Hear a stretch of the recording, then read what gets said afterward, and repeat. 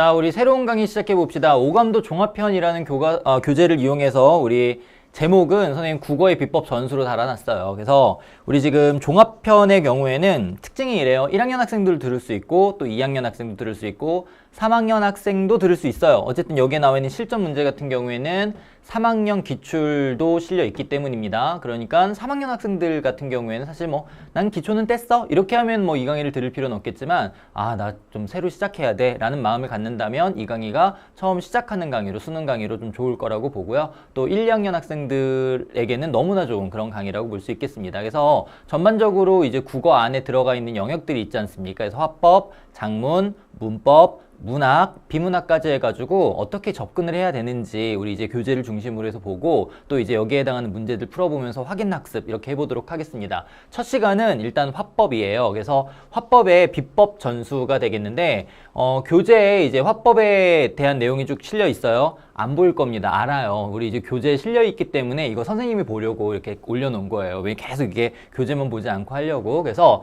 일단 첫 번째 보게 되면은 우리가 이제 다뤄봐야 될 내용이 화법과 작문이라고 하는 교과서가 있어요. 그거 언제 배웁니까? 여러분 아직 1학년이나 2학년 학생들이라면 안 배웠는데 이럴 가능성이 높아요. 3학년 교과목에 걸려 있죠. 근데 3학년 때 실상 그거 교과서 안 배우죠. 그렇죠? 그러니까 실제로 이 교과서를 받은 친구들이 있다면 한번 이렇게 넘겨보면 알겠지만 이게 뭐 학교에서 한 학기를 들여가지고 배울 만한 내용이라도 되나? 라는 생각이 들 수 있습니다. 그러니까 이 화법 작문은 어쨌든 말하기 그리고 작문이라고 하는 건 쓰기 영역이기 때문에 이런 건 좀 수행평가용으로 좀 돌릴 수 있는 만한 부분은 많지만 이거를 지필고사화 해가지고 문제를 내기에는 참 선생님도 좀 껄끄럽고 좀 그래요. 그러다 보니까 이걸 3학년으로 넘겨버리고 실상 3학년 때에는 교과서 가지고 수업을 잘 안 하죠. 우리 이제 수능을 준비하기 위해서 EBS, 연계교재 같은 거 주로 학교에서 다루곤 하기 때문에 좀 소외받는 그런 파트라고 볼 수 있어요. 그러나 우리 1학년 국어교과서의 영역에서는 이게 통합국어이기 때문에 뭐 문학하고 독서 부분만 있는 것이 아니라 화법 작문도 같이 끼어 있잖아요. 그래서 그쪽 내용이 좀 이제 문제로 실려 있긴 하지만 내신에서 다루는 화법 작문 쪽하고 그 다음에 수능에서 연결되는 화법 작문하고는 느낌이 좀 많이 판이하게 다릅니다. 사실 이제 1번하고 2번 같은 경우에는 좀 내신적인 느낌이 많이 나올 거예요. 자, 화법의 사고 과정인데 의사결정적 사고, 계획하는 과정에서 이루어지는 사고이다. 내용을 선정하고 생성한 후에 그것을 조직하고 표현하기 위해 구체적인 계획을 수립하는 사고이다.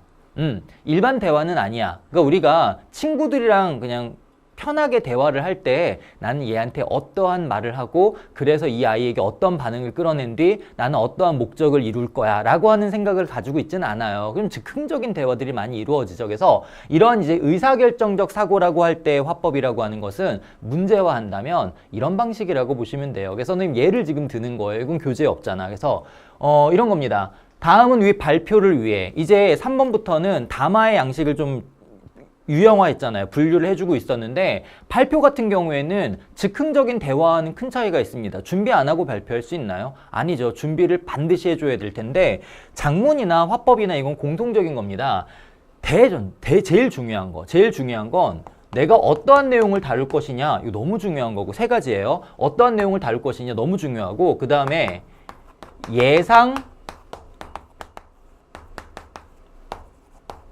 청중이나 또 작문이라고 한다면 예상되는 독자가 누구이냐 어떤 계층이냐 그 분야에 대한 전문 지식 가지고 있냐 없냐 뭐 이런 것들이 있지 않습니까? 그래서 그거 되게 중요합니다. 왜? 이거를 그것이 정해져야지만 말하는 내용의 어떤 이제 전문성 이런 것도 달라질 수 있을 것이고요. 또 종결 어미도 좀 달라질 수 있겠죠. 만약에 이렇게 초등학생 또는 유치원 학생들에게 설명하기 위해서는 뭐 그랬어요 하와 같은 이런 좀 해요체를 사용하는 것이 맞겠지만 사실 이런 발표 같은 경우는 공식적인 자리이기 때문에 일반적으로는 좀 어른들 대하고 또 이제 고등학생이라고 하더라도 공적인 자리에서 친구들한테 말할 때는 하십시오체, 합쇼체를 쓰는 것이 또 마땅하겠죠. 그래서 일단 어투도 달라질 거라는 거죠. 그리고 목적이 달라집니다. 목적은 크게 두 가지로 생각하면 돼요. 사실 내신에서는 자신의 정서를 표현하는 글, 자신의 정서를 표현하는 말 이런 것들도 담겨 있을 수 있고 또 안내문 또는 뭐 기사문 뭐 이런 것들도 글로 다루고 하는 그런 작문 영역도 있긴 하겠지만 실상 수능으로 문제가 나온다라고 하면 크게 두 가지 중에 하나가 되겠죠. 설명하기 위한 글이냐 아니면 설득하기 위한 글이냐를 결정짓는 겁니다. 그래서 여기에 따라서 전개 방식이 달라질 수밖에 없는데 이런 방식이에요. 그래서 제가 지금 문제를 풀자는 거 아닙니다. 유형을 보려고 하는 거죠. 그래서 위 발표를 위해 사전에 세운 계획이다. 그럼 발표문이 앞에 있어요. 그죠? 발표의 목적이 있습니다. 정보 전달이에요. 그쵸? 그럼 설명을 하기 위함입니다. 예상청중 고등학교 2학년 우리 반 학생들이에요. 근데 말씀드렸잖아요. 발표문이라고. 그러니까 뭐뭐 했어요와 같은 해요체보다는 하십시오체와 같은 격식체를 사용하는 것이 좋다. 즉 공적인 자리이기 때문에 격식체 하십시오체를 사용하는 것이 좋겠다. 이런 것들도 답제조로 나오기도 합니다. 자, 그 다음에 이제 항목을 봤더니 발표 계획이 있어요. 지역, 학교 옆 도서관에서 우리 지역의 공공 디자인에 대해 알 수 있는 강연이 열린다고 하니 참석해 볼 곳을 권해야겠다. 뭐 이제 대상을 얘기하는 거 진짜 목적에 나와 있습니다. 뭐를 목적으로 하고 있어요? 참석하자라고 하는 이러한 정보 전달도 있겠지만 설득적 요소가 분명히 있다는 거네요. 자, 그 다음 경험해 보니까 자기가 체험학습을 다녀왔으니까 그때의 경험을 언급하면서 발표를 시작해야겠다. 자, 그러면 이런 답지를 확인하기 위해서는 시작해야겠다라는 말이 나와 있으니까 발표문이 보통 길어지고 있어요. 최근에. 그쵸? 그러니까 막 5문단, 6문단 이렇게 해서 왼쪽 바닥 다 차지하고 이런 거 수능에 출제되고 막 이럽니다. 그러면 이런 정보 나오면 너무 고맙죠. 어떻게 하면 돼? 다시 윗부분으로 올라와서 봐야 되는데 이런 친구들도 있을 거예요. 선생님 이거 문제 풀 때 발표문 먼저 보고 답지를 보는 거예요? 아니면 이걸 먼저 본 다음에 지문을 보는 게 좋습니까? 라고 한다면 물론 얘를 먼저 본 다음에 지문을 보는 것도 나쁘진 않은데 좀 불필요한 시간을 쓸 가능성이 높아요. 자, 이런 생각을 해볼게요. 지문을 보고 비문학 같은 경우도 그래요. 지문을 보고 문제를 풀었을 때 이 문제를 풀면서 지문의 내용이 완벽하게 머릿속에 들어와서 기억을 통해서 문제를 푸는 게 아니라 내가 이제 이쯤에서 봤던 것 같은데 라고 해서 찾아가지고 다시 풀어야 되는 걸 경험했을 거예요. 맞습니까? 그렇다면 내가 문제를 먼저 봤다 할지라도 지문을 보면서 이 문제에 봤던 게 명확하게 기억이 남지는 않아요. 근데 그럼 좀 그래도 잔상이라도 남잖아요. 그게 도움이 되잖아요. 그렇죠. 그럼 잔상이 도움이 되긴 하는데 그걸 하기 위해서 시간을 좀 쏟아야 된다는 거죠. 그러니까 더군다나 지금 최근 수능이 시간 싸움을 부추기고 있는 상황이기 때문에 별로 좋지 않다. 그냥 좀 꾹꾹 지문 먼저 읽어주면서 이제 어떻게 하셔야 되냐면 이런 문제를 풀면 유형이 익숙해진단 말이야. 그러면 지문을 읽으면서도 시작 부분을 도입했을 때 어떻게 도입했는지 그걸 인상에 남길 수 있어요. 즉 내가 글의 내용을 집중하는 게 아닙니다. 여러분 화법이나 작문이라고 하는 건 내용보다도 글쓰기 방식, 그 다음에 말하기 방식을 중요하게 보는 거거든요. 그럼 여기서 이제 말하기 방식을 내가 주목해야 되는 거니까 처음에 도입 부분에서 얘가 자신의 경험을 토대로 해가지고 이야기를 시작하는구나 라는 것들이 그 경험이 뭔지가 중요하진 않아요. 그죠? 근데 얘가 지경험 얘기하고 있네 라는 것들은 잔상에 남길 수 있다는 겁니다.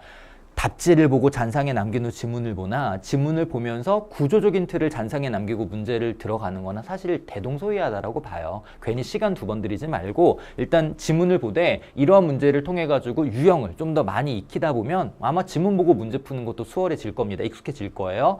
자, 그래서 이런 게 이제 처음에 시작에 나와야 된대. 관심사를 보니까 발표 내용과 관련 있는 진로 분야에 관심이 있으니 공공 디자인에 대한 전문가 의견을 소개해야겠다. 이런 거 되게 눈에 띄지 않아요? 전문가의 의견? 그죠? 뭐 무무모 교수님께서는 뭐 이런 것들 얘기 나옵니다.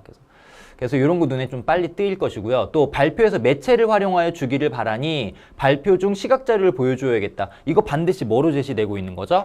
괄호. 우리가 이제 담화문을 보는 거기 때문에 거기에는 이제 지시문만 있는 거, 그러니까 지시문이라는 게 있는 거죠. 대사 말고도. 그럼 그 지시문에 반언어적 표현이라든지 비언어적 표현이라는 게 담길 수밖에 없는데 그래서 괄호를 중심으로 보면은 이제 매체 시각적으로. 근데 어지간하면 이거는 눈에 너무 잘 띄기 때문에 없는데 있다고 뻥치진 않아. 그래서 어지간하면 맞는 내용이야. 자, 발표 내용과 관련된 사례. 그쵸. 여기서는 핵심이 이제 사례죠. 매체 활용, 전문가 의견, 사례. 그런데 이런 건 있어요. 이 문제를 여러분 풀다 보면 어떤 일이 생기냐면 처음에 딱 봤어. 참석 얘기하네? 자, 다음 봤어. 경험 얘기하면서 발표 시작하네? 다음 봤어. 의견 나와 있어. 자, 그 다음에 시각 자료도 좀 이용하는데 그 다음 보니까 디자인에 관련된 얘가 많이 발표 내용과 관련된 사례를 들어주게 했으니까 얘가 많이 나오는구나 라고 이제 확인이 되고 답이 없어. 어떻게 된 거야? 하고 이제 멘붕이 오는 경우가 있어요. 근데 그때 내가 지문을 잘못 읽었나 하고 지문을 보지 마세요. 그랬을 리가 없어요. 그러면 어떻게 하는 게 좋으냐면 우리는 오히려 이건 좀 문제를 많이 풀어본 친구들이 익숙해지기 때문에 생기는 현상이에요. 확실하게 포인트는 잘 잡아낸 거야. 그런데 이게 나머지 내용을 내가 중심적으로 보진 않았던 거거든, 사실. 무슨 얘기인지 알겠습니까? 그래서 예를 들면 이 5번 답지, 그러니까 1번부터 5번까지를 답지를 한번 정독을 하세요. 다시 답지를 정독을 하되 내가 찾은 의견이라든지 아니면 시각 자료라든지 아니면은 여기 나와 있는 뭐 사례라든지 이런 포인트를 못 찾았을 리는 없어요. 지문에 있었던 거야. 단 뭐가 아니라는 거죠? 그 얘가 공공 디자인을 활용한 사례가 아니었을 가능성이 있다는 거죠.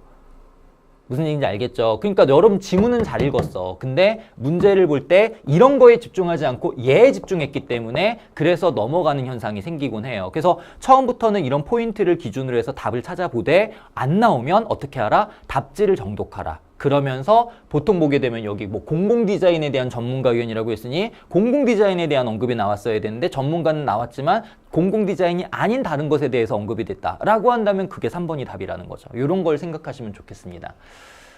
자, 그 다음 이번에 보게 되면 화법의 성격과 기능에 대한 이야기를 해요. 화법이라고 하는 건 기본적으로 뭐야? 대인관계를 발전시키기 위한 거죠. 그래서 사회적인 의사소통 행위인데 한번 요건 좀 읽어볼게요. 여러분 교재를 보세요. 구두 언어의 특성상 화자와 청자는 시간과 장소를 공유하죠. 그리고 마주하면서 의사소통 행위를 하기 때문에 준언어적, 이게 반언어적 표현이에요. 반언어적 표현 모르는 친구 없겠지? 언어의 반을 차지하고 있는 거. 메시지가 언어의 반이라고 한다면 그 메시지를 잘 표현하기 위해 선생님 속도도 조절하고 있고 강약도 조절하고 있고 어조도 또 조절하고 있잖아요. 이런 부분들이 바로 반언어적 표현이라고 하죠. 그리고 이렇게 비언어적 표현이라고 하는 건 언어가 아닌 부분, 즉 이렇게 손동작, 표정 이런 것들이 바로 비언어적 표현이 될 텐데 이런 거는 이제 괄호에 들어가 있다고 했습니다. 화자 청자의 교감 중요하고요. 또 뭐 이제 서로 간에 그 대인관계를 발전시키기 위한, 그러기 위해서는 예의도 좀 있어야 되고 상대를 배려하기 위한 것도 있어야 된다. 학교에서 이런 거 배우잖아요. 교과서의 영역에 보면은 공손성의 원리. 이게 화법이 처음 수능에 들어오기 시작하면서 초창기에 살짝 나왔을 뿐 이제는 더 이상 문제화되긴 너무 유치한 영역이 돼버렸어. 그쵸? 이 공손성의 원리라는 게 어떤 거 있습니까? 상대의 부담을 줄여주고 나의 부담을 늘릴 것. 상대는 칭찬하고 나는 겸손하게 접근할 것. 그리고 상대의 의견에 동의하면서 이야기를 시작할 것. 이런 것들이 바로 이 공손성의 원리에 해당하는 거거든요. 그러다 보니까 너무 억지스러운 거 많았잖아. 그쵸? 뭐 잘못 걸려온 전화에 대해서 아주 공손하게 전화 잘못 거셨습니다 라고 해도 공손성의 원리에는 어긋난다. 왜? 내가 전화 잘못 거셨습니다 이렇게 얘기하면 상대가 내 손이 휘었나 보다, 내 눈이 삐꾼가 보다 라고 하면서 스스로 부담을 느낄 거니까 어떻게 해주라는 거죠? 전화 잘못 걸렸습니다 이렇게 얘기하면 상대방을 탓을 하는 게 아니라 회선의 문제인가 보다 뭐 이런 식으로 돌려버리니까 상대는 부담, 이해는 좀 되는데 너 굳이 그렇게 해야 돼? 뭐 이런 게 있단 말이죠. 그래서 이런 건 좀 내신용, 그래서 집중적으로 공손성의 원리, 또 대화의 경률이라는 거 있습니다. 양의 경률, 질의 경률, 관련성의 경률, 태도의 경률, 그런 거 내신용으로 집중하시면 되는 거고 우리는 좀 널널하게 여기는 좀 전반적으로 보시면 될 텐데 문제화될 때는 이런 방식이잖아요. 보면은 A부터 E를 통해서 알 수 있는 내용이 아닌 것은 뭐 다 주려는 거 아니에요. 지금 한 3단락만 봅시다. 보세요. 대화를 해요. 근데 항상 이런 대화 상황에 갈등이 생기는 걸 주로 주려고 하죠. 화가 난 표정으로. 가람아 지금 몇 시인 줄 알아? 의아해하는 표정이에요. 4시잖아. 왜? 가람이가 굉장히 이제 고단수여가지고 자기가 지금 실수를 한 거거든. 잘못을 한 건데 굉장히 나 4시인 줄 알았는데? 왜 이렇게 천연덕스럽게 라고 한다면 나쁜 놈이겠지만 정말인 것 같아요. 보세요. 성준이. 몰라서 묻는 거야? 우리 3시에 만나기로 했잖아. 어머 정말? 나 4시로 알고 있었어. 어제 그렇게 말하지 않았어? 그랬더니 어이없다는 표정으로. 아니 정말 너무해. 난 분명히 3시라고 했어. 너 이런 경우가 한두 번 아닌 것 같아. 지난번에도 그랬잖아. 그랬더니 놀란 듯 눈을 동그랗게 뜨며 정말? 미안해. 일부러 그런 거 아니야. 어제 식당이 너무 시끄러워서 내가 너의 말을 잘못 들었나 봐. 일단 예를 드는 거니까 1번 비언어적 표현이 의미 전달에 영향을 미치는 요소임을 알 수가 있다. 당연하죠. 여기 어디 비언어적 표현이 뭐가 되는 거야? 표정 이런 부분들. 말 안 하고 이렇게만 해도 야 무슨 일 있어? 이렇게 반응이 나올 게 분명하니까 의사 전달은 좀 돼요. 불만이라는 것. 자 다음 B 이 부분인데 청자의 경험이 화자의 발화 내용을 선별적으로 수용하는 데 영향을 주는 요소임을 알 수가 있다. 사실 담화문은 어렵지 않아. 근데 그거를 풀어내는 답지가 뭐 그렇게 좀 복잡하게 얘기하려고 하는지. 근데 이걸 계속 답지 분석을 잘 하셔야 돼요. 청자의 경험이, 그러면 청자의 경험이 있어 없어? 여기 B 부분에 너 이런 경우가 한두 번이 아니야. 경험했죠? 자, 여기 좋아요. 근데 이제 여러분의 잘못은 뭐냐면 이거 5번까지 있는데 답 잘 못 찾았던 문제 중에 하나예요. 그러니까 어떤 일이 생긴 거야? 2번을 경험을 두고 얘기하네. 답지는 여기까지 뭐 발화 내용을 선별적으로 수용하는데 이거 있는데 경험 얘기 있네 이러고 넘어가 버린다니까. 물론 그렇게 넘어가는 게 나쁜 풀이는 아니야. 시간을 들이지 않고 좀 빨리빨리 해가지고 확실하게 딱 봤는데, 예를 들면 C를 딱 봤더니 의사소통이 이루어지는 공간적성의 메시지를 전혀 공간적 측면이 없어. 그럼 답 3번이에요 2번 맞겠죠? 그쵸? 그런데 3, 4, 5번 했는데 핵심적인 포인트를 찾았을 때 다 답이 맞는 것 같아. 그러면 여러분이 놓친 게 이런 부분일 거라는 거예요. 보면 화자의 발화 내용을 선별적으로 수용하는데 영향을 주는 요소. 안 믿어. 난 분명 셋이라고 했어. 지난번에도 그랬잖아. 그러면 나 내시로 알고 있었어 라고 하는 걸 믿을 수가 없다라는 거지. 어떤 건 믿을만 하다라고 선별적 수용이 있어요. 그러면 얘가 말한 것 중에서 어떤 건 수용을 하고 어떤 건 수용을 안 해야 선별적 수용이야. 근데 지금 이 성준의 대사는 가람이의 말을 못 믿어주고 있는 거예요. 선별적이지 않아요. 그렇지 않아요? 그죠? 그래서 정답이 2번이었었던. 자, 다음 3번. 의사소통이 이루어지는 공간적 상황에 메시지를 주고받는데 영향을 미치는 요소임을 알 수 있다 보니까 어제 식당 너무 시끄러웠다잖아. 그래서 잘 못 들었다잖아. 공간도 되게 중요하겠죠. 이런 내용입니다. 자, 이제 화법에 영역이 정해져 있죠. 그래서 지금까지 수능에서 출제되는 그런 담화를 보게 되면 대화 요즘 잘 안 줘요. 대화가 좀 안 주더라고. 그쵸? 대화가 화법에 나왔던 초창기에는 많이 나왔었는데, 그리고 1학년, 2학년 모의고사에서는 아직도 많이 줍니다. 그러나 3학년을 올라오면서 대화 쪽이 좀 많이 빠집니다. 어느 쪽 나오죠? 토론 쪽이나 토의 쪽을 선택을 하나 해주고 발표 쪽을 하나를 선택해주는 방식이 가장 이상적이고 가장 기본적이에요. 그러나 지금 뭐 오늘 다 다루지 않습니까? 연설도 있는 것이고, 근데 연설은 좀 별로, 그쵸? 그 다음에 협상 같은 거, 그 다음에 면접 같은 거 너무 좋거든. 그래서 그런 부분들 지문 구성이나 어떻게 되는지 한번 살펴보려고 해요. 여기 대화에서는요, 보니까 뭐 결국 대화의 목적 자체는 지자랑은 아니라는 거죠. 그래서 뭐 자기 표현을 하긴 하는데, 물론 이런 건 있습니다. 뭐 이제 1, 2학년 모의고사 같은 경우를 보게 되면은 상대방이 말하기 불안을 가지고 있어. 그래서 얘가 내일 발표가 있는데 그거를 내가 떨려서 어떻게 해야 될지 모른다. 근데 그거에 대해 상담을 할 때는 친구랑 대화라거나 엄마랑 대화라거나 하는 거 아니겠습니까? 그걸 줘버려. 그쵸? 그런 거 해주고 너 힘내서 용기 내서 할 수 있어. 뭐 그리고 그렇게만 하면 안 돼. 구체적인 방법 같은 걸 물어보는 문제, 뭐 이런 거 많이 나오죠. 또 이제 대화 내용에 보게 되면은 이런 것 좀 있어요. 보면 대화에서 갈등이 발생했을 때 갈등을 증폭시키지 않고 처리할 수 있는 대화 방법으로는 나 전달법이 있다. 이는 다른 사람을 평가하고 해석하는 대신 자신이 느끼는 감정과 경험을 표현하는 방법으로 사건, 감정, 기대로 메시지를 구성해 전달한다. 그러니까 너 이렇게 해줬으면 좋겠어가 아니라 너가 그렇게 하면 내 감정은 어떨 것 같아? 그리고 나는 어떻게 했으면 좋겠는데 와 같은 식으로 진행하는 게 제일 좋다는 거죠. 그래서 사건에 대한 얘기, 거기에 대한 내 감정, 그리고 내가 원하는 기대를 얘기해 주는 거고, 너 이렇게 해! 라고 명령을 해버리게 되면 이건 아까 전에도 얘기했던 것처럼 상대방의 부담을 증폭시켜요. 그래서 만약에 내가 상대에게 어떤 명령을 하려고 하더라도 의문형으로 바꾸는 게 좋다는 것, 공손성의 원리에서 여러분 배울 겁니다. 그래서 창문 좀 열어줘가 아니라 창문 좀 열어줄래로 해주는 게 공손성의 원리에 적합해요. 왜?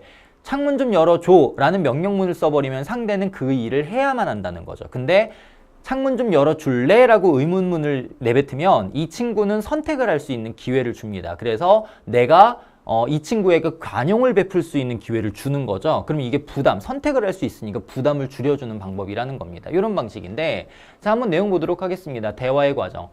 아버지, 우리 아들 공부하느라 힘들지? 괜찮아요. 다들 하는 건데, 의젓하다. 그죠? 열심히 하는 것도 좋지만 적절한 휴식도 필요하지. 우리 아들 여행 가고 싶다고 했지? 기억하고 계셨어요? 다가와 어깨를 감싸면, 당연하지. 우리 아들 소원이었는데, 역시 아빠가 최고예요. 아버지도 좀 쉬고 싶었단다. 어디가 좋을까? 아들, 과제 연구가 2주 남아서 멀리 가는 건 힘들 것 같고요. 저는 놀이동산에 가고 싶어요. 가서 신나게 놀이기구를 타면 스트레스도 풀릴 것 같아요. 이거는 지금 전달법 괜찮은 것 같아요. 이건 괜찮아요, 여러분. 보세요. 자기의 사건을 얘기해줘요. 그죠? 아까 얘기했던 사건, 그리고 거기에 대한 감정, 그리고 기대. 정확합니다. 정확해요. 그런데 이제 아버지가 여기에 대해서 받아들여줘야 되거든. 그러니까 너는 얘는 이런 상황이고 또 이런 감정 상태니까 이런 기대를 내가 충족해줘야 되겠구나. 이러면 이제 어떻게 해줘야 되냐면 여기서 그 아까 공손성의 원리에 동의의 방법이 있다고 했잖아요. 그러면 어떻게 하냐? 결국 뭐냐면 등산 얘기하고 싶은 거죠. 등산 얘기. 에이, 여행인데 놀이동산은, 그럼 상대의 의견을 비난한 거가 되는 거잖아요. 부정한 거예요. 근데 이렇게 하지 말고 놀이동산도 참 좋지 이렇게 나가요. 일단은 그게 동의예요. 놀이동산도 참 좋지라고 얘기해주고, 그리고 등산을 자기가 주장하려고 한다면 설득을 하긴 해줘야 될 텐데, 그것을 이제 상대의 기분이 상하지 않도록 해줘야 상대도 좀 받아들일 기회를 줄 거 아닙니까? 근데 여기서 어떻게? 에이, 놀이동산은 등산 어떠냐? 거의 이건 뭐예요? 답은 정해져 있어요. 그죠? 답정 넌 대답만 해라. 이거 아닙니까? 자, 등산 생각도 못했어. 이거는 집에서 공부하는 것보다 더 싫은 것 같아. 그쵸? 깜짝 놀라며. 너무 힘들잖아요. 아버지도 쉬고 싶으셨다면서요. 아이, 등산이 뭐가 힘드냐? 정상에 올라가면 기분도 상쾌하고 해냈다는 성취감도 생기고. 등산도 좋겠네요. 너에게도 적절한 휴식이 될 거야. 등산 가는 것이 어떻게 쉬는 것이에요. 이거 차분한 목소리로 잘 보셔야 돼요. 이거 지금 막 반항기 전혀 없습니다. 그랬더니 얼마 전 신문을 보니 등산은 근력 강화, 심폐기능 향상에 도움이 되고, 스트레스, 아버지랑 안 가고 싶어 이러면, 그죠? 등산을 왜 하는지 모르겠어. 그죠? 진짜 정신적 만족감을 준다더라. 그리고 오래 앉아 일을 하는 사람들의 만성피로도 풀 수 있고, 놀이동산에 가도 만성피로는 풀려요. 그죠? 자, 다음. 오랫동안 책상에만 앉아있는 너에게 놀이동산 가봤더니 하루에 12,000걸음 걷던데요. 충분히 걸을 수 있습니다. 책상에 앉아있는 게 무리라면. 그죠? 아들, 등산이 좋다고 해서 모든 사람에게 다 효과가 있는 건 아닐 거예요. 전 등산이 마음에 들지 않아요. 힘들어하는 너를 위해서 등산을 하자고 하는 아버지의 마음을 그렇게 이해 못하겠니? 갑자기 드라마가 됐다. 그죠? 그랬더니 어머니가 옆에 듣고 있다가 무슨 얘기를 그렇게 진지하게 해요. 그러다가 두 사람 서로 마음 상하겠네. 내 생각엔 두 사람 모두 우선 이렇게 해야 해 라고 하는 거죠. 차분한 목소리로 천천히 말했으면 좋겠어요. 얘기 못 들었나? 아들 되게 차분하던데. 자신의 의견만 내세우지 않는 게 좋을 것 같아요. 대화는 서로를 이해하고 배려하는 굉장히 좋은 후보죠, 여러분. 그죠? 대화의 화제가 뭔지를, 지금 놀러가서 뭐 할 건가가 화제고 정확하게 인지는 하고 있어요, 둘 다. 상대방 말 끊지 않고 끝까지 들어봐요. 어디 뭐 끄는 거 있었습니까? 안 보였죠? 서로 자신의 의견을 너무 분명하게 얘기해서 문제인 것 같은데, 그죠? 그래서 정답은 2번. 이런 건 수준 낮아요. 그죠? 그래서 최근에는 이제 고3 수준에서는 대화 쪽 문제를 잘 안 내주려고 하죠. 발표 질문 보도록 하겠습니다. 발표는 정말 별 3개. 그죠? 정말 문제로 많이 나와. 근데 이제 발표에서 우리가 신경을 써야 되는 건 이 부분이에요. 지문이 단독 지문으로 출제가 됐다 라고 하면 2문제짜리일 텐데, 기본적으로 화법이라고 하는 건 말하기 방식을 내는 거라고 했습니다. 그러면 이 발표가 좀 길 텐데 긴 내용을 어떠한 방식을 통해서 설득력 있게 전달하려고 하느냐. 아까 잠깐 봤던 것처럼 매체를 이용한다, 전문가 의견을 얘기한다, 아니면 청중과 호응을 한다, 이런 등등 여러 가지가 있을 거야. 아니면 처음에 담화 표지가 뭐죠? 내가 어떤 이야기를 구조적으로 전달하려고 하는 의도를 보여주기 위해 첫째, 둘째, 셋째, 마지막으로 이런 걸 좀 넣어줘요. 그거 없이 막 얘기 계속해버리면 뭔가 맥락이 계속 이어진 듯한 느낌이 있어가지고 정리가 잘 안 될 거예요. 청중들 입장에서. 담화 표지를 제시한다는 건 첫째, 둘째 이런 것들을 얘기하거든요. 그런 것도 평가원에 한번 나왔을 때 아이들이 담화 표지가 뭐야? 이러고 이제 막 멘붕이 왔던 경험이 있었는데 그런 것들 여러분 좀 익혀두시고 해서 발표 같은 경우에는 결국에는 이제 방식들이 중요한 거죠. 그런데 문제가 하나가 아니라는 거야. 만약에 딱 한 문제였다면 방식만 가지고 문제를 내는 거예요. 근데 문제가 2개다.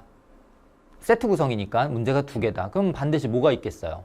당연히 내용이 담겨 있을 수밖에 없죠. 발표라고 하는 건 결국 전문 지식이 전달되는 내용입니다. 그러다 보니까 물론 비문학처럼 어렵진 않아요. 비문학처럼 어렵진 않겠지만 그래도 어느 정도는 텍스트의 내용도 익혀가면서 갈 수밖에 없다는 점, 역시 비문학처럼 답지를 왔다 갔다 하는 방식을 취할 수밖에 없다는 점을 좀 주목하셔야 되고, 최근에는 화법이 1번, 2번 나오고 그 다음에 장문이랑 화법이랑 1, 2, 3번을 화법을 한 세트를 주고 4번, 5번, 6번, 7번을 화작을 엮어서 주는 그런 구성도 뭐 유행처럼 지금 계속 돌고 있어요. 또 바뀔 수도 있어요. 바뀔 수도 있죠. 자, 그랬을 때 아이들이 서로 대화를, 그때는 대화가 나올 수 있어요. 대화를 통해 가지고 내가 어떠한 이제 그 내용을 써보는 게 어떨까라고 하고 그 다음에 보고서를 연달아주고 하는 그런 방식이 나올 수도 있습니다. 자, 그럴 때 이제 발표도 그런 복합 세트 구성으로 걸릴 수가 있거든요.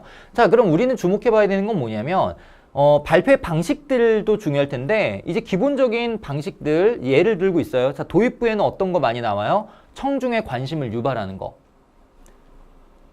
방법은 다양할 수 있어요. 그쵸? 근데 이제 주로 나오는 것들이라면 청중이랑 그리고 이제 발화자가 공유하고 있는 경험들을 좀 얘기하는 게 좋죠. 그래서 여러분 최근에 유행하고 있는 드라마 알고 계십니까? 뭐 이러면서 얘기를 했을 때 나 그거 봤는데 라고 하면서 이제 좀 그 호응을 유도할 수 있다든지 아니면 어떤 노래 요즘 유행이죠? 해서 좀 유행하는 것들 얘기하는 게 제일 좋아요. 그죠? 만약에 같은 반 학생이라고 한다면 우리 지난 시간에 수업 시간에 들었던 거 기억하시죠? 막 뭐 이런 거 좋죠. 화제와 목적을 배경을 제시하고 지금 이 문제의 심각성이 얼마나 큰지 그리고 이것을 해결하는 게 얼마나 시급한지 그래서 저는 이 얘기를 하려고 한다라는 거 좋겠죠.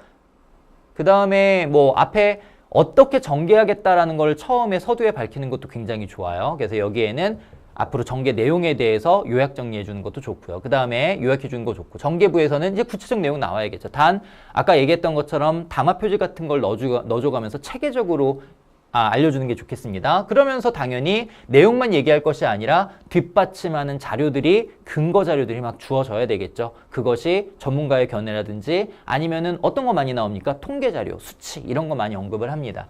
자, 정리부회 같은 경우에는 핵심 내용을 정리해주고 강조해주고 그리고 질의응답해주거나 아니면 이것이 2번에서 끝나는 것이 아니라 다음까지 연결된다면 2부 또 다음 시간에 해야 될 것에 대한 예고 이런 것들이 많이 나옵니다.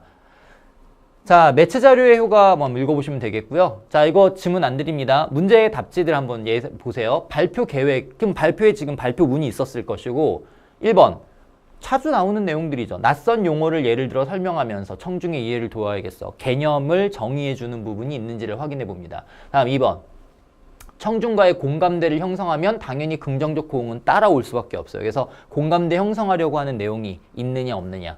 시각 자료를 활용했고 그것이 문제의 현상을 전달하기 위함이냐.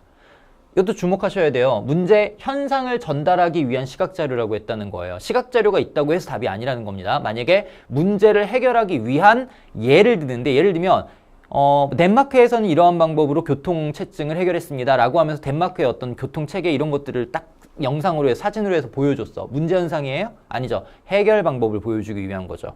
무슨 얘기인지 알겠습니까? 그래서 이것도 주목, 연결해 줘야 돼요. 다음, 제시할 정보의 출처를 구체적으로 밝힘으로 발표 내용의 신뢰성을 높여야겠다. 밝혔으면 신뢰성 무조건 높아집니다. 다음, 5번에 문제 현상을 해결할 수 있는 방향을 제시하면서 청중의 태도 변화를 유도한다라고 해서 그럼 이제 문제 현상을 해결할 수 있는 방법을 얘기해주고 우리도 작은 일부터 시도해보는 게 좋겠습니다. 뭐 이러면서 해보시지 않겠습니까? 와 같은 청유 해주면 좋겠죠. 그래서 이런 답지들 구성. 예를 든 겁니다. 그래서 발표 계획 나올 때에는 전개 방향들 좀 주목해 보면서 집중해 보시고 문제를 푸셔야 돼요. 자, 토론입니다.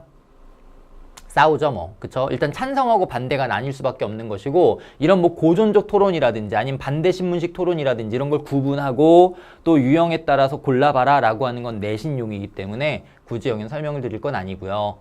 자, 그런데 이제 토론은 결국 뭐냐면 입론 파트가 있고 반론 파트가 좀 있어요. 그래서 입론에서 일단 자신의 의견을 전달하고 거기에 대한 반대가 있기도 합니다. 그걸 반론이라고는 하진 않아요. 그래서 입론의 내용하고 반론의 내용하고 그 의사 전달을 하려고 할 때는 한 사람 가지고 좀 부족해요. 보통 그래서 찬성 측 2명, 반대 측 2명 이렇게 진행이 되고요. 찬성 측이나 반대 측에서 입론할 사람들 같은 경우에는 상대방에 대한 이제 반대 질문을 하려고 하진 않습니다. 왜냐면 다음 거 자기 준비해야 되니까. 그래서 다른 한 명이 찬성 측에서 입론했으면 그 입론에 대해서 곧바로 반대 질문하는 건 이제 반대 2가 해주고 뭐 그다음에 반대 1이 자기 입론해주고 나면은 이제 찬성 2가 거기에 대한 그 반대 질문해주고 그리고 이제 반론이라고 하는 것을 펼치는 것은 이제 상대방의 의견을 종합해가지고 또 이제 반론을 펼치고 하는 그런 부분이거든요.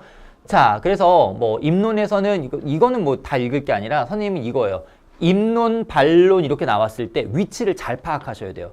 여러분 많이 오해하는 것 중에 하나가 뭐냐면 반론에서는 이라고 했는데 입론에 반대 질문하는 부분을 반론으로 생각하고 거기에서 찾으려고 하면 문제가 생깁니다. 그래서 여러분 이제 이러한 그 토론 질문 나왔을 때에는 끊기를 잘 하셔야 돼요. 여기까지 찬성 측 입론, 그리고 거기에 반대 질문, 다음 반대 측 입론, 그리고 반대 질문, 그리고 반론 이렇게 나오는 거죠. 그것도 잘 보시고 이런 거 이제 유형 뒤에 있으니까 다음 시간에 한번 접해볼게요. 자, 협상입니다. 지금까지는 잘 안 나왔어요. 지금까지는 수능 지문으로는 잘 채택이 안 됐지만 선생님은 충분히 좋은 그런 구성으로 나올 수 있다라는 건데 이렇게 이제 준비 단계, 시작 단계, 조정 단계, 해결 단계에 이제 구성이 나와 있어요. 문제 구성을 한번 보도록 할게요. 이거는 선생님이 지문을 안 올렸고 읽어 좀 보려고 합니다. 실제로 좀 협상이니까 선생님이 대본을 한번 읽어 볼게요. 그럼 여러분들이 실제로 여기에 적용이 되는지 한번 확인해 보세요. 문제는 이런 틀입니다. 청소년 단체에서요, 리더십 캠프를 주최를 하고 있대요. 이거 대화 보면은요, 되게 말을 잘해. 여러분도 지금 이렇게 여행사 대표랑 이렇게 협상을 할 수 있을 정도면요, 지금 그냥 회사 들어가도 될 것 같아. 정말 잘하더라고요. 자, 어쨌든 청소년 단체에서 리더십 캠프를 계획하고 있다. 단체 대표는 협상을 통해 선택한 여행사 상품의 세부 조건을 조정하려고 합니다. 자, 이제 청소년 단체 대표입니다. 단체 대표예요. 자, 뭘 끌어내려는지 보세요. 귀사가 제시해진 여행 일정과 교육 프로그램 계획서는 잘 받아봤습니다. 그런데 저희가 조사해보니 숙소가 견학 장소에서 너무 멀리 떨어져 있더군요. 이동 시간이 너무 많이 걸릴 것 같아요. 좀 더 가까운 숙소로 옮겼으면 합니다. 자, 맥락 뭔지 알겠죠? 지금 여기에 나와 있는 이 그 청소년 단체 대표는 어떤 걸 문제 상황으로 공유를 하고 문제 상황으로 제시했던 거죠? 숙소가 우리가 그 여행 일정과 교육이 이루어지고 있는 견학 장소보다 멀다. 너무 멀다. 이동 시간이 많이 걸린다라는 거예요. 그랬더니 여행사 직원이 숙소가 견학 장소와 조금 떨어진 것은 사실입니다. 문제 상황 공유 됐죠? 그러니까 인정을 해요. 그래서 멀리 떨어져 있는 거 사실입니다. 아니, 1시간씩 걸리는데 얼마 안 걸리죠. 이렇게 해서 거짓말하면 안 되는 겁니다. 그죠? 그래서 오래 걸린대요. 하지만 그곳은 저희 여행사가 직영하는 숙소라서 저희도 좋지만 고객 입장에서도 가장 저렴하게 이용할 수도 있고, 그쵸? 지네가 사실 좋아요. 그쵸? 근데 싸게 해줄 수 있는 거기 때문에 고객 입장에서 저렴하다. 자, 1번 가보겠습니다. 기업에서 여행사 직원은 숙소를 변경하지 않는 것이 모두에게 이익이라는 기본 입장. 맞죠? 그 숙소를 유지하는 것이 우리도 이익이지만 너네도 싸게 갈 수 있지 않냐. 자, 그 다음. 단체 행사를 위한 넓은 공간까지 있다. 가까운 숙소로 옮기게 된다면 제시하신 가격으로는 상품 구성이 좀 어렵다. 다음. 청소년 단체 대표가 그래요?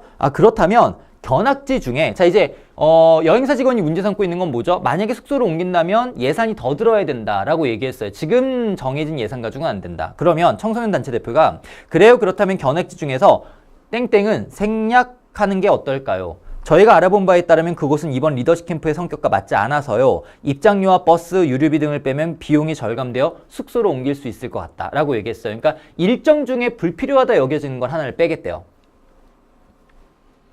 그랬더니 벌써 이제 자, 그 다음 보세요. 그랬더니 여행사 직원이 땡땡이라고 하는 그곳은 숙소로 돌아오는 길에 어차피 있는 것이었고 입장료도 저렴해 비용 절감 효과가 그리 크지 않습니다. 그거 빼봤자 어차피 예산이 남지는 않다. 얼마 남지는 않는다. 정 그러시다면 비용을 조금만 더 들이시는 게 어떻겠습니까? 정확한 인상분은 저희가 알아보겠습니다. 그러니까 비용을 조금 더 들이라는 건 숙소로 옮기기 위한 비용을 더 들이자라는 얘기였죠. 자, 근데 여기에 이제 상호 간의 입장 차이가 분명 있었다는 겁니다. 어느 지역을 빼주겠다, 빼겠다, 일정에서 빼겠다라고 얘기했더니 그거 빼는 거는 돈이 여유가 생기진 않는다. 그러니까 그냥 돈으로 올려서 예산을 잡는 게 어떻겠느냐라고 하면서 입장 표명을 막 해주고 있어요. 자, 그런데 정답은 이미 2번이라는 걸 알 거예요. 여기 지금 대화에서 청소년 대표가 상품 가격 낮추면은 수용할게요 라고 하지 않습니다. 가격을 낮춰달라를 요구하지 않고 지금 예산이 정해져 있으니 그 예산 내에서 숙소로 옮기고 싶어 하는 거예요. 그래서 숙소로 옮기는 게 우선순위이기 때문에 나머지 다른 것들은 포기할 의향은 있다라고 제시를 한 거죠. 자, 그 다음 보세요. 청소년 단체 대표가 그거 좀 어렵겠다. 즉 예산을 더 올리는 거 어렵다. 현재의 금액도 저희가 책정한 예산을 조금 초과한 것이어서요. 조정이 어려우면 그냥 다른 여행사를 알아볼 수밖에 없다. 이런 거 쎄. 그죠? 이런 거 쎄요. 뭐 안 되면 여행사 다른 데 옮기죠. 이렇게 나갔습니다. 그랬더니 여행사 직원이 그럼 이런 방법은 어떨까요? 견학을 생략하고 그 견학 생략하고 그게 이제 조금 줄일 수 있으니까 첫날 저녁 프로그램을 니네가 해봐라. 니네 단체에서 좀 진행을 해봐라.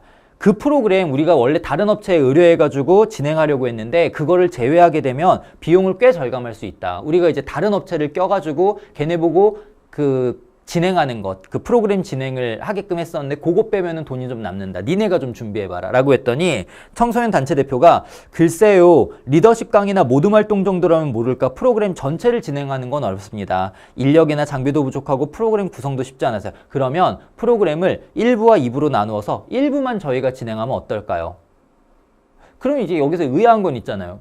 야, 외부를 불러가지고 반만 나눈다고 해서 돈이 덜 줄어들까? 이 생각은 좀 드는데 그랬더니 여행사 직원이 네, 그럼 그렇게 하지요. 1부는 귀단체에서 진행을 하고 2부는 저희가 준비하겠습니다. 그러니까 외부에서 끌어들여가지고 돈을 주진 않겠다는 거죠. 그러니까 우리 좀 분담해서 하면 그거면 좀 예산을 줄일 수 있겠다. 땡땡 견학을 취소하고 프로그램 절반을 귀단체에서 진행하시면 숙소로 옮길 수 있을 것 같습니다. 다만 숙소로 옮긴다면 단체 행사 공간은 협소해진다. 왜? 우리 숙소는 넓다고 했었잖아요. 그 공간은 줄일 수밖에 없다. 그걸 고려해 주세요. 그랬더니 알겠습니다. 저희도 그 점을 고려하여 프로그램 계획하죠. 단 그 외에 다른 여건이 기존 숙소보다 나빠지면 곤란합니다. 알겠습니다. 내일까지 조정안 만들어 드리겠습니다. 자, 일단 니은 부분에 여행사 직원은 상대가 추가 비용을 부담하면 타협할 수 있다. 돈을 더 드리는 게 어떻겠습니까? 그럼 숙소 옮겨드리죠. 자, 니은에서는요. 청소년 단체 대표가 상대의 제안을 검토한 뒤 서로의 양보가 전제된 새로운 대안. 뭐 얘기하는 거죠? 1부는 우리가, 2부는 니네가. 요거 얘기했죠. 그 다음 디귿에서는 청소년 단체 대표는 일정한 조건의 이행을 요구하면서 도출된 합의안을 수용했군. 어떤 일정한 조건이죠? 지금 단체 행사 장소가 줄어드는 걸 외에는 나머지는 기존의 숙소보다 안 좋아서는 안 된다. 거기 기존 숙소보다 나빠져서는 안 된다라고 얘기하는 걸 얘기해주고 그 다음에 합의 결과를 수용했습니다. 그래서 일단 뭐 단계별 시작 그 다음에 들어가서 협상이 들어가서 그리고 마무리 단계 이런 것들 나눠주고 문제화하는 구성들 굉장히 좋아요. 바람직한 문제 구성이 나오는 겁니다.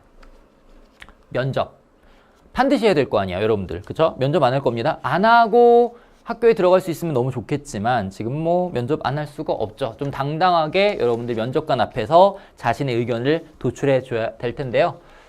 일단 면접은 이런 거 한번 읽어보시고요. 기본적으로 이 질문 유형은 외워두세요. 뭐냐면 폐쇄형 질문이라는 게 있고 그 다음에 개방형 질문 그리고 보충 질문이라는 거 세 가지. 다른 말로는 닫힌 질문, 또 열린 질문, 그리고 추가 질문이라고도 표현을 합니다. 그러니까 이 폐쇄형 질문 같은 경우에는 예, 아니요로 대답을 하게 하거나 아니면은 둘 중에 하나를 선택하게 하는 그런 방식을 두고 얘기합니다. 개방형 질문이라고 하는 것은 의문사가 들어가겠죠. 언제, 어디서, 무엇을, 어떻게, 왜와 같은 표현이 들어갔기 때문에 구체적인 대답, 그래서 자유도가 높은 그런 대답을 요구하는 것이 바로 개방형 질문이겠고요. 만약에 이제 대답이 조금 더 설명이 필요하겠다. 그러면 보충 질문을 요구할 수도 있겠죠. 기억에 들어갈 질문은 지원자의 어떤 점을 알아보기 위함일까요? 자, 면접자가 물어봅니다. 여기에 어떤 면접인지 저 첫 대사에서 알 수 있어요. 학생자치법정 동아리 구성원 선발에 지원하셨는데 지원자께서는 학생자치법정이 왜 필요하다고 생각하십니까? 그러니까 법정을 만들겠다는 거죠. 근데 이제 모의법정 동아리야. 모의법정 동아리. 네, 학생자치법정은 동아리를 처음에 신청을 하고 학교에서 동아리 공간도 마련해주고 해줘야 되니까 이제 요청이 들어갔어요. 지원자가 네, 학생자치법정은 학생들이 규칙 위반 학생들에 대한 지도 방식을 직접 정함으로써 학생들이 자발적으로 규칙을 지키기 위해 노력할 수 있다는 점이 필요하다고 봅니다. 자, 그 다음에 이제 기억의 질문이 뭐가 나왔을 거예요. 그랬더니 지원자가 약간 떨리면서 국민참여재판제도의 장점은 법조인이 아닌 일반인을 배심원으로 참여시켜 일반 국민의 시각을 재판에 반영할 수 있다는 점과 재판에 대한 국민들의 관심을 높일 수 있다는 점이라 생각합니다. 잠깐만, 잘 보셔야 돼요. 지금 이 국민참여재판제도를 물어보는 이 면접자의 질문은 사실 법학과를 지원하는 학생에게는 던질 수 있을 만한 질문 같아요. 그 배경지식을 물어보는 거니까. 근데 지금 목적 자체가 동아리 구성원 선발을 하기 위한 질문인데 너무 전문적 정보를 줬어요. 이걸 생각하시면 돼요. 왜 했을까? 왜 했을까? 이해되십니까? 즉, 아니 얘가 사실 이렇게 동아리방만 따내고 나서 거기서 뭐 애들이 놀지, 그쵸? 게임을 할지 어떻게 알아? 정말 얘가 관심 있는 건 맞아? 그쪽에 대한 지식 확실히 있어? 무슨 얘기인지 알겠죠? 그래서 얘도 약간 이런 질문이 올 거라고 생각을 못 했던 것 같아요. 약간 떨려해요. 그러면서 이제 대답을 겨우겨우 해내는데 결국엔 동아리 활동을 위한 지식과 교양이 있겠느냐, 그런 배경의식이 있고 그런 열의가 있느냐를 질문을 던진 거죠. 그래서 얘네들보다는 이쪽이 그 질문자의 의도에 맞다라고 보시면 되겠습니다.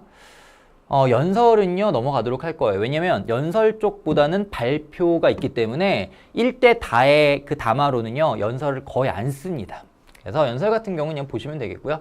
토의의 경우에는 토론하고의 차이가 뭐죠? 토론이라고 하는 건 어쨌든 찬반이 나뉘어져 가지고 싸우고 한쪽의 의견이 이기는 게 좋은 그러니까 이기는 것을 이기는 결론을 목적으로 하고 있는 거라면 토의는 싸우는 게 아니죠. 협력입니다. 그래서 여러 의견들이 도출된 다음에 그 의견들을 종합하거나 절충하거나 하여가지고 좋은 최선의 방법을 찾아내려고 하는 그런 과정인데, 물론 토의를 하다 보면 약간 토론적인 느낌이 날 수는 있죠. 의견이 좀 많이 다를 수 있거든요. 그래서 토의와 토론은 완전 다르다라고 하기는 좀 어렵습니다. 아무튼 문제는 그렇게 주잖아요. 이것은 무엇을 하기 위한 토의이다 아니면 토론이다를 주기 때문에 기본적인 목적 자체는 협력이겠다라고 생각하면 되겠고요. 그래서 어떤 특정 문제를 인식해주고, 근데 이제 특정 문제의식을 하고 이제 여기에 대해 얘기해보자 라고 하는 것은 항상 토론이나 토의 같은 경우에는 누가 있죠? 사회자. 답지 보통 문제가 3개 있으면 그 중에 하나는 빈출되는 게 뭐예요? 사회자의 역할.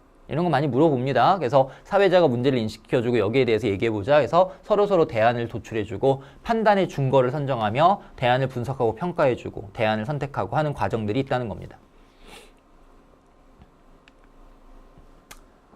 A와 B에 나타난 토의 참여자들의 의사소통 방식에 대한 설명으로 적절하지 않은 것은 한번 볼게요. 자, 윤서의 대사입니다.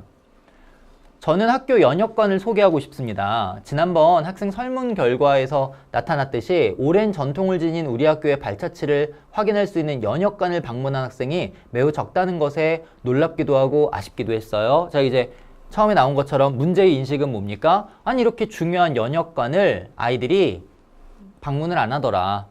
근데 이 연역관을 방문을 안 하는 걸 뭘 통해서 확인했어요? 설문 결과를 가지고. 그쵸? 윤서는 구체적 근거를 제시하여 의견의 타당성을 높이고 있다. 맞습니까? 이 구체적 근거는 설문조사라고 하는 근거를 제시했고, 그래서 이 연역관을 소개하는 게 필요하겠다라고 얘기해요. 자, 준원. 물론 연역관은 학생들의 관심이 필요한 곳이라는 점에서 좋은 제재라 생각을 합니다. 그런데 이런 게 바로 뭐라고요? 동의의 경률. 상대의 의견을 존중해 줍니다. 그런데 지난번 여름 소식지에 우리 학교 시설물 안내라는 내용으로 연역관을 소개한 적이 있어요. 제재가 중복되어 식상하지 않겠어요? 저는 우리 학교 본관에 대한 소식을 알렸으면 좋겠어요. 그러니까 목적 자체는 토의가 우리 학교에 있는 무언가를 알리자는 공통된 토의 내용이에요. 그래서 근데 그 제재를 뭘로 선택할 거냐에 대한 의견이 다른 거죠. 그 근거를 뭐로 했냐면 일단 너가 얘기한 연역관 중요하진 하지만 이미 중복된 정보다. 그래서 본관에 대한 얘기를 했어요. 그랬더니 A. 준원은 발언의 실현 가능성을 판단하며 상대의 의견을 평가하고 있다. 잠깐만, 잘 보셔야 돼요. 준원은 상대의 의견을 평가하는데 상대의 발언이 과연 실현 가능하냐를 물어봤어요. 아니, 그러면 너가 지금 연역관을 소개하는 건 실현 불가능해라고 얘기합니까? 그게 아니라 실현은 가능할 텐데 그것이 이미 알려진, 즉 지난 여름 소식지에 나온 거랑 중복되는 거 아니냐. 그 불필요한 실현이다라고 보는 거죠. 실현이 불가능하다가 아니라. 이해되십니까? 그래서 2번 실현 가능성을 판단하는 건 아닙니다. 다음, 준원은 상대 의견의 문제점을 지적하면서 새로운 의견을 제시하고 있다. 그 문제점이 뭐예요? 중복이라는 거죠. 그래서 새 의견은 본관을 제시합니다. 그랬더니 본관은 왜 소개하자고 하느냐 물어봅니다. 준원이 얘기하죠. 학교 앞 사거리 현수막에서 우리 학교 본관이 등록문화재로 지정되었다는 걸 보았다. 개인적 경험이죠. 그리고 등록문화재는 현재 사용 가능하며 문화적 역사적 가치를 인정받은 근대 건축물이나 물건 중에 지정된다고 합니다. 정의고요. 저는 이런 내용을 좀 알렸으면 좋겠다. 그랬더니 윤서가 뭐 그렇다는 거군요 라고 얘기했는데 앞에 얘기했던 내용을 다시 한번 반복해요. 상대의 발언을 재진술, 그쵸? 재진술하면서 상대 의견을 확인하고 있는 거다.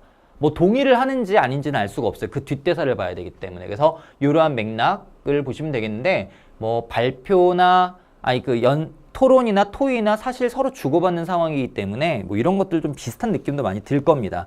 자, 이렇게 해서 우리 교재에 나와 있는 토의까지죠. 토의까지 해가지고 그죠? 7개의 유형들까지 뭐 잡아봤어요. 그래서 이런 특징들 좀 봤고요. 하나를 뭐 더 추가한다면 3번에 있는 대화의 경우에는 대담이라는 걸 얘기할 수 있어요. 대화, 대담이 무슨 차이냐? 사실은 이 모든 것들을 그 발화, 어쨌든 이야기가 주고받는 화법 영역 안에 들어가긴 하는데 대담이라고 용어를 또 따로 잡을 만한 건 라디오 대담이나 뭐 이런 뭐 TV 대담이나 이런 것들을 보시면은요, 일반적인 소소한 대화는 아니에요. 즉 사회자가 질문을 하고 전문가가 거기에 대해 대답을 해주는 방식, 그것도 상당히 많이 나옵니다. 그래서 대담의 경우에는 또 이러한 유형하고 조금 다 차이가 날 수밖에 없어요. 그래서 이때는 또 뭐에 주목해야 되겠죠? 이 대담자, 면접이랑도 차이가 나잖아요. 그래서 대담자에게 이 사회자가 이끌어내는 그런 방식들 좀 보셔야 되는데, 그게 면접하고 좀 유사한, 즉 면접관의 대사랑 좀 유사한 스타일을 좀 가질 것이고요. 그리고 확실히 면접관도 이 면접을 하면서 배경지식을 가지고 있어야지만 질문을 잘 던질 수 있는 것처럼 우리 인터뷰어, 즉 사회자도 이 대담자의 지식, 대담자가 가지고 있는 어떤 지식이나 전문 분야에 대한 어느 정도의 지식은 좀 필요해요. 그래서 그러한 대화들은 좀 면접하고도 유사점이 분명히 있을 거예요. 그러나 이 전문가의 얘기들, 질문에 대한 전문가의 얘기들을 쭉 모아놓으면 그건 또 뭐와 유사하냐면 발표와 거의 유사할 수밖에 없죠. 발표라고 하는 것이 전문가가 그냥 상대방의 의견이 끊는 거 없이 그냥 한 번에 쭉 얘기를 진행하는 거라면, 대담이라고 하는 건 질문에 맞춰가지고 그걸 나눠서 설명하는 것이기 때문에 그럼 문제로 뭘 기대할 수 있다는 거죠. 역시나 말하기 방식도 중요하겠고 사회자의 역할이나 대담자의 반응도 중요하겠지만 모두 내용에 대한 일치 문제, 즉 전문적인 내용도 염두에 두고 보셔야 된다는 겁니다. 이렇게 해서 화법의 전체적인 유형까지도 우리가 확인해 봤어요. 그럼 다음 시간에는 화법 실전 문제를 들어가 보고 이러한 것들을 적용해 보겠습니다. 수고하셨습니다.